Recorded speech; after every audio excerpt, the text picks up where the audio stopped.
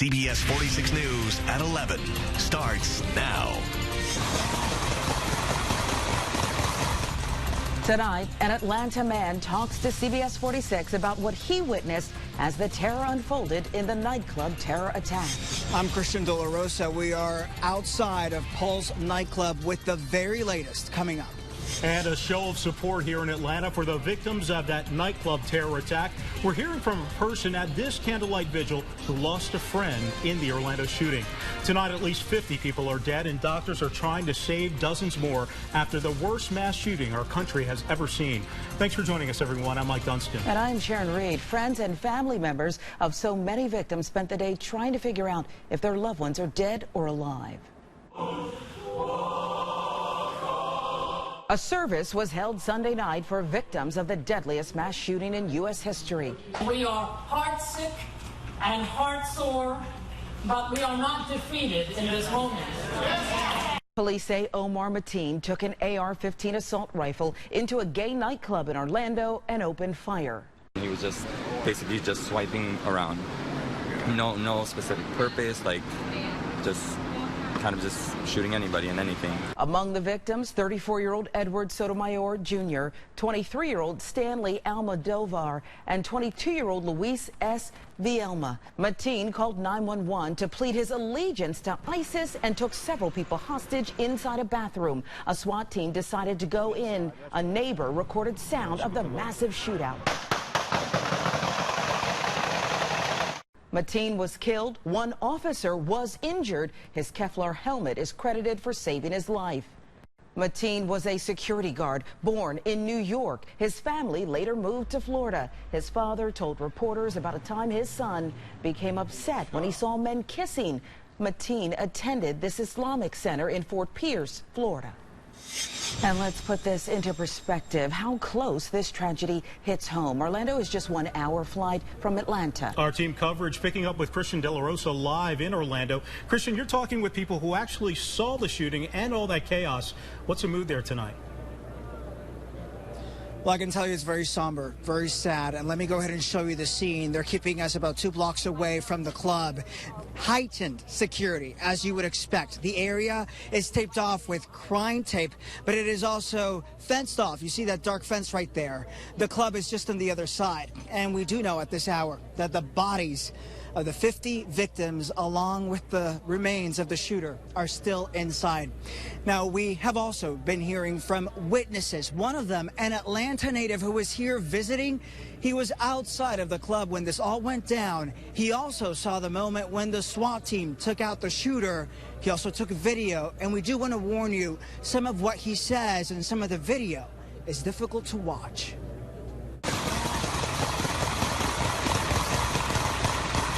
I woke up around 2 o'clock when the original gunshots started ringing out. You know, I heard a couple dozen rounds fired from that. And, woke up, looked through the window and saw people fleeing the club, screaming for help. Some were injured, some were helping others to escape. And that's when police and first responders started to arrive. Now, not only did we speak to this Atlanta native who was a witness to that SWAT standoff, we also spoke to the first photographer on scene who saw everything went down, seeing people helping people. Go ahead and take a look and take a listen. The radio was bad, but then when you see it, the sound, just the sound of screaming and just the sound of chaos, it's hard to explain, you know. It's really something, it's hard to put in a nutshell. I could see I had a good shot, and I just started rolling, and I turned around, and there were just 3 or 4 kids carrying one guy, you know, bleeding from the leg, half conscious. I pan, right? I follow them. I turn back around, another set of kids. I pan with them. I turn the camera back around, another set of kids. It was just like, it was incredible. I'd never seen anything like that. Certainly difficult to hear those terrifying moments. This all has also come with a huge outpouring of support and love. We've seen hundreds of people coming out to donate blood, but unfortunately that is still overshadowed by the sadness when you see the families that are still waiting to hear from loved ones to find out whether or not they are dead or alive. We've seen families standing outside of the hospital, ORMC, which is just up the road, not too far from Pulse nightclub. We are waiting for an update. First thing in the morning, we're going to stay out here and continue to monitor the situation throughout the night, the overnight hours. We will be here and continue to bring you the very latest.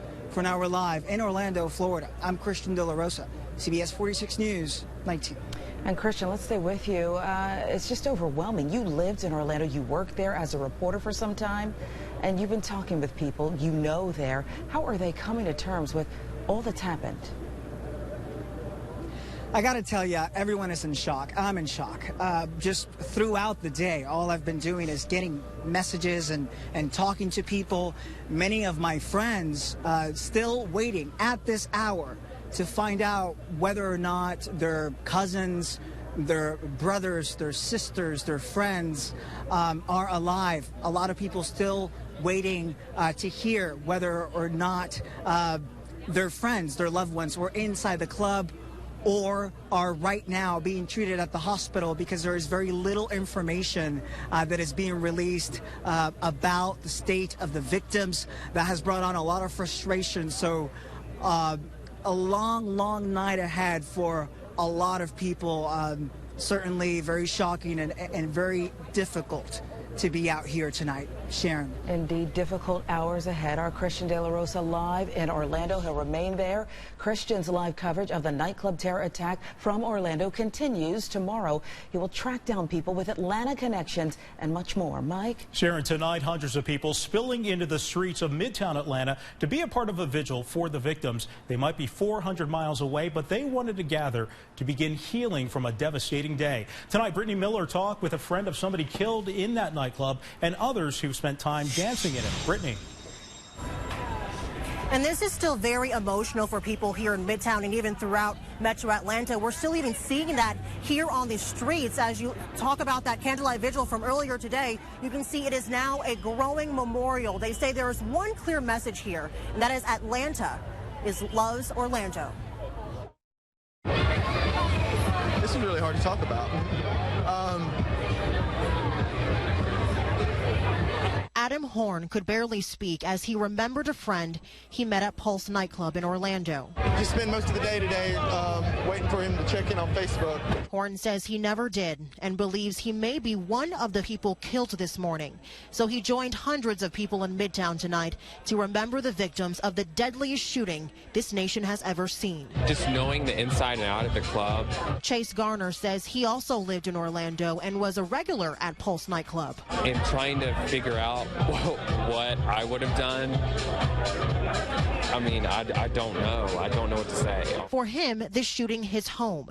For Brandon Bryson, the attack is a wake-up call. He says it could have been any Atlanta nightclub. A lot of people are ashamed to express themselves out in public, so we go to nightclubs and bars, and, you know, it's a safe haven. Many say Atlanta's gay hub will continue to be a safe space and a place to stand up for those who were gunned down. There's thousands and thousands of candles lit across the world for him right now. And you can see many people are still out here tonight. They are huddled around these candles, remembering and just really taking this all in and what this means for Midtown and Metro Atlanta. Mayor Kasim Reed was also out here tonight to show his love for Orlando and to show his support for Midtown and, of course, Atlanta's gay community. The next big event will be Tuesday at the downtown Atlanta at the Center for Civil and Human Rights. Of course, CBS 46 will have you covered until then.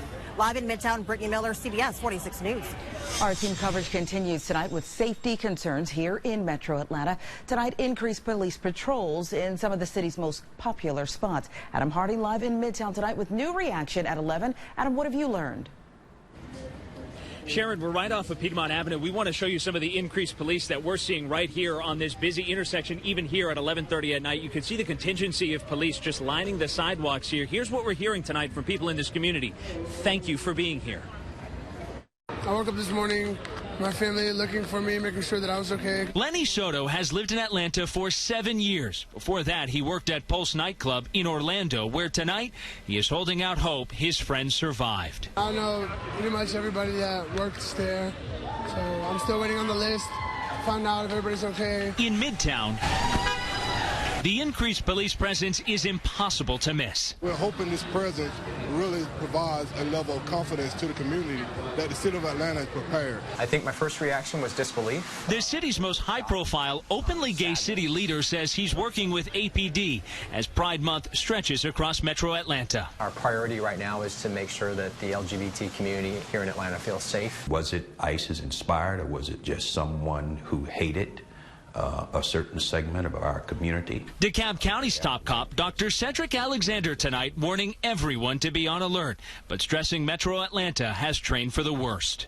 We work and train, all law enforcement train, do various scenarios, and prepare ourselves for something that we hope never happens. Sharon and Mike, we bring you out live. Sources tonight telling CBS 46 there are no credible threats to here in Metro Atlanta. Still, there are anywhere from 60 to 70 armed police officers in Midtown, a far cry from the normal numbers you would typically see on a Sunday night. No word tonight on how long this large police presence will continue. For now, we're live in Midtown. I'm Adam Harding, CBS 46 News. Thanks, Adam. Check us out tomorrow morning when anchor Bobby Capel talks with CBS 46 public safety consultant Mike Brooks about the attack in Orlando and its impact here in Atlanta. The executive director of the Georgia Council on Islamic Relations denounced today's attack. In a statement, Edward Ahmed Mitchell said American Muslim heroes like Muhammad Ali embody the best of the world's Muslim community, not the mass murderer. And a prominent Atlanta Islamic cleric issued this statement: there is a cancer in our midst. They are people who claim to follow the religion we believe in and hold dearly, but their actions violate the very core principles of the religion and the teachings of the Prophet Muhammad. There is a page online where you can leave your condolences for the victims and their families. You can find it at CBS46.com. You'll find the link in the section we've devoted to this story. It's at the top of the homepage. Tonight, a story you'll see only here on CBS 46, appalling accusations. This innocent local man wants you to hear how his life took a tumble, locked up with common criminals, what he's doing so it doesn't happen to you. Tomorrow will be the hottest day of 2016 thus far. I'll let you know how hot it gets and when we finally see rain return. After the break. On Sports Sunday, the Braves try to take the series from the Cubs, and more on LeBron and Draymond. That's coming up on CBS 46 Sports Sunday. Better Call Harry gets results. The Decatur woman's new refrigerator didn't work from the start. And after a year of service calls, she decided she better call Harry. They're going to give you a new refrigerator. Plus, they say you can't fight City Hall, but consumer investigative reporter Harry Sandler did. And got this woman a full refund for 10 years of overpaid garbage bills. Yeah, you did it. If you have a problem, you better call Harry. Or email him at bettercallharry@cbs46.com. Now through Tuesday, don't miss the ultimate sofa sale at Rooms To Go and understand it really is the ultimate chance to save because every Rooms To Go sofa without exception is on sale. Get incredible savings on plush leather sofas, reclining sofas, sleeper sofas, sectionals, and fabric sofas. Any sofa you see has been reduced to a shocking low price. Remember, opportunities like this don't happen every day. So shop the ultimate sofa sale at Rooms To Go now through Tuesday. Every sofa is on sale. After a serious injury, insurance companies put their teams to work right away to limit or deny your valid claim. That's when you need help from Mottlick and Associates. Our attorneys know Georgia personal injury law and how to put the law to work to your best advantage. Simply call 1-800-LAW-NEED to speak with an attorney for free or use our live online chat at mottlick.com. Our firm has recovered over $1 billion for our clients here in Georgia, and we are available right now to help you too. Listen up. This is the time, this is the place. And this is Ford F-150, the truck that goes toe-to-toe with your life. Made of high-strength, military-grade aluminum alloy that pulls the highest safety rating the government can give. And with Pro Trailer backup assist, it's like having your head on a swivel, pal. So load up your crew. This is the time. Get 0 for 60 or total savings of $9,759 plus $500 Ford credit bonus cash, and first responders, active military, veterans, and retirees get $1,000 cash on top of current offers.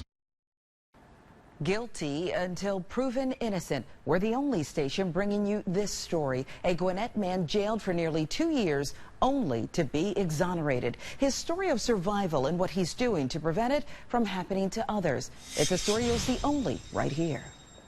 I was enduring extreme torture, is what I call it. That's what it was. Peter Meyer says he wears a modern-day scarlet letter, punished for a crime he did not commit. I had no idea the severity of that charge. I had no idea who it was against. Meyer spent almost 2 years inside Gwinnett County Jail, accused of the worst, molesting a 5-year-old girl. They never even questioned him before he was arrested. Meyer and his attorney, Thomas Reynolds, shared his story exclusively with CBS 46. So there are convicted people out there that are being treated better than people who are in jail who are not convicted yet. In 2011, Meyer was exonerated, but the damage, it'll never go away. Convicted or innocent, imprisoned child molesters endure unimaginable terror behind bars. And charges like this in jail will get you killed. I'm lucky to have survived. Meyer is now suing Gwinnett County and its police department for mishandling the investigation. I had just gotten off work. I was sitting out in front of the house, about ready to go inside, when 2 officers came around and handcuffed me. Arrested for allegedly molesting his roommate's daughter after a daycare worker at La Petite Academy claimed the child was acting strange. Meyer was doing his roommate a favor, dropping her off at school. La Petite is also named in the lawsuit. You can't have probable cause to make an arrest of this magnitude without talking to me, without going to the medical examiner, without investigating a case more than 2 hours. There's no way. With more than 2 million people behind bars, it is hard to know just how many of them have been falsely accused. But with the number of overturned convictions increasing every year, Meyer's attorney says that is proof there's just too many. And that's what we've got to be vigilant about. Meyer, believe it or not, says he's one of the lucky ones. He was cleared by a polygraph test, and he got his job back as a server at Brookwood Grill. They've dealt with me because they understand my situation, and if it wasn't for them, I probably wouldn't be able to survive. Now, I reached out to La Petite Academy for comment on this lawsuit, and an official there declined. Meyer's attorney says it could take up to 7 years for the case to be resolved. In the meantime, Meyer continues to put his life back together. Mike? Sharon, 5 years ago, Atlanta's tech scene was just a blip on the radar. But techies here say the industry is creating some of the world's most popular apps. So is Atlanta giving Silicon Valley a run for its money? New at 11, CBS 46 anchor Ben Swan is finding out that answer. So Ryan, check this out. I'm going to try to crash these two guys. This is a glimpse of the future, swarm robotics. The robots are here physically. Yeah. But everything he's typing in here is giving commands to them. So each robot is making decisions about what they should do. Robots that will fertilize crops or rescue a baby trapped in earthquake rubble. And Georgia Tech is leading the way. Are you adjusting biases or? Building a robotarium lab that will give researchers around the country remote access to robots like these. Why is it a fundamental change? You do yours, and then we're not actually collaborating.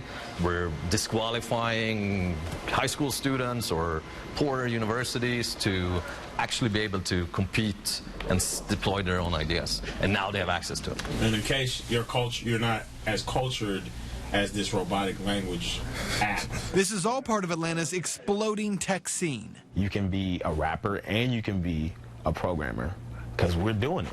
You can do it, and it's opening up those doorways. Iman Twee and his partners host Digital Good Times. It's a weekly tech podcast that infuses culture, tech, and hip-hop to connect creators and innovators in different communities. Giving people access to not just ideas, but to the way in which they can create and innovate, to build things. The region is fast becoming a major consumer tech hub, with the popularity of locally created apps like Yik Yak and PartPick creating that momentum. Startups make up more than 1/3 of the business in Metro Atlanta. And in the last 3 years, Atlanta Tech Village has helped to launch 285 startups. So you have all of these tech startups that when you're getting a $400 million valuation, where are they from? They're from Atlanta. That's helping put us on the map. And there's now a bigger push to attract younger entrepreneurs here. At this year's South by Southwest, Mayor Kasim Reed announced Choose ATL, a campaign to lure millennial talent. So is Atlanta becoming the Silicon of the South? To be a version of another city, I don't really dig that. Atlanta's going to do their own thing. So techies say it's only a matter of time before Atlanta gets the recognition that it deserves. I'm Ben Swan, CBS 46 News. Certified Atlanta's most accurate forecast for the second year in a row. Now, CBS 46 meteorologist Ella Dorsey. Well, it's been a couple of scorching days outside, and it's only going to get hotter from here. Tomorrow, likely the hottest day of this year. So far, already 80 degrees at 9 a.m. By noon, we're sitting at 90. That's 4 degrees above our average high by the time you eat lunch. And through the afternoon, we'll get sunshine. We're going to get very low rain chances, and we're also going to get dangerous heat. Okay, we're talking temperatures in the mid to upper 90s, and when you add the humidity into that, we're going to see feels like temperatures right around 100 degrees. So make sure if you're going to be outside for extended periods of time, you're drinking lots of water and you're wearing your sunscreen, because boy, do you need it in the sun and this heat. By Tuesday, finally, we begin to see rain chances increase, and they're going to remain at about 30 to 40% each day, Tuesday through Friday. But that's not going to help temperatures a lot. We're going to see temperatures at or above 90 degrees really from tomorrow all the way through Friday. The good news is I think that Tuesday, Wednesday, Thursday, and even Friday, we see a decent chance for rain, and then we cool off and clear out for next week, and it will be much more bearable than this weekend was. Ella, thank you. Get your day started with our morning team. Join Gloria Neal, Bobby Cable. It all starts at 4:30 in the morning. For Sharon Reed, meteorologist Ella Dorsey, and the entire CBS 46 News team, I'm Mike Dunstan. Thank you so much for joining us. Sports Director Fred Khalil is next with Sports Sunday. Good night. CBS 46 Sports Sunday starts now. On Sports Sunday, you can't win if you don't score, and the Braves just can't seem to score enough lately. Draymond Green and LeBron James went at it pretty good. Green got suspended. LeBron talked about it. And the Falcons are on the field for a couple of more days getting ready for training camp. All that plus Chris Domino in studio next on Sports Sunday. Here in ATL, if we're going to do something, it's going to be legendary, which is why we appreciate the legendary quality of the Honda Accord, the only sedan ever named a Car and Driver 10 Best a record 30 times. Accord's got more power and more standard features than Altima, better MPG than Camry or Sonata, but will cost you thousands less to own than all of them. And right now,